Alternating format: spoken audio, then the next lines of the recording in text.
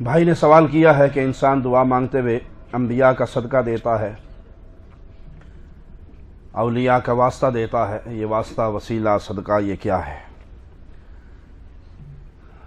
جائز وسیلہ بھی ہے اور ناجائز وسیلہ بھی ہے، جائز صدقہ بھی ہے، ناجائز بھی ہے۔ جائز کیا ہے؟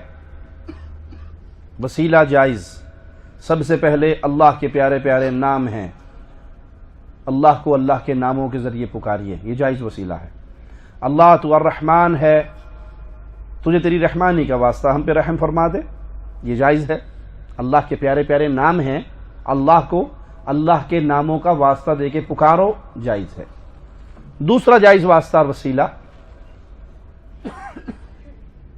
کسی زندہ بزرگ سے دعا کروا سکتے ہیں، کسی زندہ بزرگ سے، نیک آدمی سے۔ بزرگ کا لفظ سنتے ہی ہمارے ذہن میں ایک تصور آ جاتا ہے، ملنگوں کا، پیروں کا، قبروں پہ بیٹھے ہوئے، او لمبے لمبے بال، لمبی لمبی مونچھیں، بڑے بڑے منکے اور بڑی بڑی تسبیحیں اور ہاتھوں میں انگوٹھیاں۔ یہ اولیاء کی پہچان نہیں ہے۔ سب سے پہلی بات، ولی وہ ہوتا ہے جو موحد ہو، مشرک اللہ کا ولی نہیں ہو سکتا۔ ولی وہ ہوتا ہے جو پاک صاف رہتا ہے، ناپاک رہنے والا ولی وہ ہوتا ہے جو نمازی ہو، بے نماز کبھی بھی ولی۔ ہمارے یہاں تو پیر نماز پڑھتے ہیں، پیروں دی پڑھی پڑھائی ہے، تسی پڑھ لو۔ ہم اس مقام پہ پہنچ گئے ہیں کہ ہمیں نماز کی ضرورت نہیں۔ میرے پیارے آقا آخری لمحے تک نماز فرماتے رہے، نماز کی تلقین کرتے رہے، بے ہوش ہو جاتے، پھر اٹھتے، پھر بے ہوش ہو جاتے، پھر ہوش پہ آتے، پھر بے ہوش ہو جاتے، اور ایک ہی سوال کرتے، صلی الناس، نماز ہو گئی، نماز پڑھ لی؟ تو اور کون ہو سکتا ہے جو نماز سے بچ جائے؟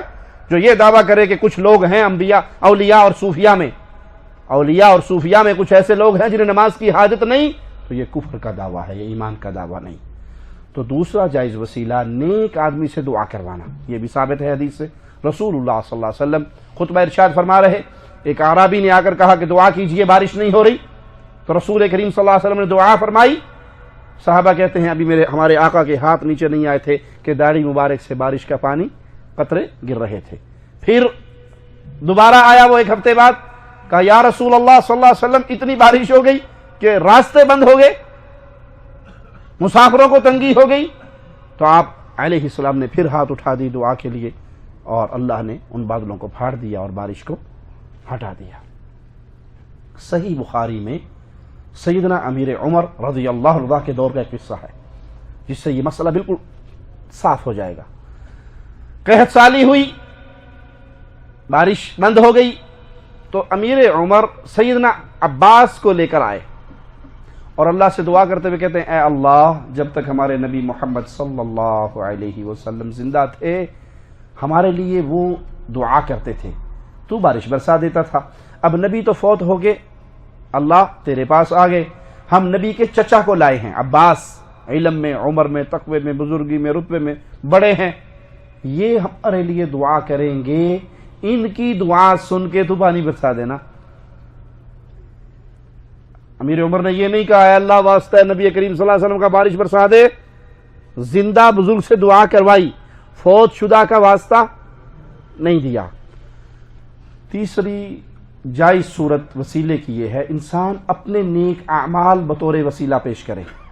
آپ نے سنا ہوگا، مشہور روایت ہے کہ 3 آدمی غار میں چھپ گئے تھے، آگے پتھر نے آگے دروازہ بند کر دیا تھا۔ ان تینوں نے کیا کیا تھا پھر؟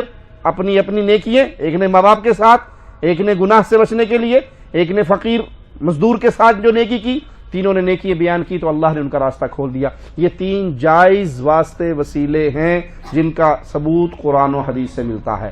اس کے علاوہ جو وسیلہ ہے اولیاء کا، فوت شدہ بزرگوں کا، نیک ہستیوں کا، انبیاء کا، اس کی تعلیم نہ قرآن میں ہے، نہ حدیث میں ہے، نہ پیارے نبی صلی اللہ علیہ وسلم نے ہمیں یہ درس دیا ہے۔ قرآن پاک میں دعائیں کثرت سے موجود ہیں، اولیاء کی بھی، انبیاء کی بھی، ہر جگہ پہ ایک ہی دعا ہے، اللہم ربنا اللہم ربنا، انہی الفاظ سے پکارا جاتا ہے۔ کچھ لوگ کہتے ہیں جی نہیں آپ نہیں مانتے، کوٹھے پہ چڑھنا اور سیڑھی لگانی نہیں پڑتی، یہ ڈھگوسلا ہے لوگوں کے پاس۔ ایک آدمی نے سوال کیا تھا کہ اللہ نے بھی تو وسیلہ لیا تھا اپنے نبی کو تو دین پھیلایا، ایسے سوال کیا تھا۔ سبحان اللہ، یہ اللہ نے وسیلہ نہیں لیا، یہ اللہ کی سنت ہے کہ اللہ فرماتا ہے میں نے اپنے بندوں کو وَلَقَدْ بَعَثْنَا فِي كُلِّ أُمَّةٍ رَسُولًا، اپنے بندوں کو رسول بنا کے عوام الناس کی ہدایت کے لیے بھیجا۔ ایک ہے وسیلہ بطور ذریعہ، ٹھیک ہے، اللہ کے نبی صلی اللہ علیہ وسلم کے ذریعے ہم تک اللہ کی معرفت پہنچی، کوئی حرج نہیں اس پہ۔ ماں باپ کے ذریعے سے ہم دنیا میں آئے، کوئی حرج نہیں اس بات میں، مانتے ہیں ہم، اس کو تسلیم کرتے ہیں۔ اس کو بنیاد بنا کر آپ غیر شرعی وسیلے کو جائز بنا دیں، اس کا ثبوت تو قرآن حدیث سے مل گیا نا، لیکن اس کا ثبوت قرآن حدیث سے کہاں ہے کہ آپ دعا مانگتے ہوئے مردوں کا، فوت شدہ ہستیوں کا، بزرگوں کا اللہ کو واسطہ دیں؟ نہ قرآن میں ہے نہ حدیث میں ہے۔ اس کے لیے وہ عقل استعمال کرتے ہوئے بے عقلی کی باتیں کرتے ہیں، جی وہ کوٹھے پہ چڑھنا ہو تو سیڑھی نہیں لگانی پڑتی۔ ہم کہتے ہیں ہاں درست کہا آپ نے، کوٹھے پہ چڑھنے کے لیے سیڑھی لگانی پڑتی ہے کیونکہ کوٹھا 20 فٹ اونچا ہے اور اللہ کی رحمت شاہ رگ سے زیادہ قریب ہے، شاہ رگ پہ چڑھنے کے لیے سیڑھی لگانی نہیں پڑتی۔ نہیں جی وہ آپ نہیں مانتے، وہ تھانے دار کے پاس جانا ہو تو سپاہی نہیں پکڑنا پڑتا۔ ہم کہتے ہیں بالکل ٹھیک ہے، تھانے دار کے پاس جانے کے لیے سپاہی پکڑنا پڑتا ہے، لیکن تم نعوذ باللہ ثم نعوذ باللہ اللہ کو تھانے دار کے ساتھ تشبیہ دیتے ہو۔ خالق و مخلوق کے ساتھ تشبیہ دینا کتنا بڑا جرم ہے۔ اچھا سپاہی ضروری ہے تھانے دار کے پاس جانے کے لیے، کیوں؟ تھانے دار کا دروازہ بند ہوتا ہے، بند ہوتا ہے کھلا ہوتا ہے؟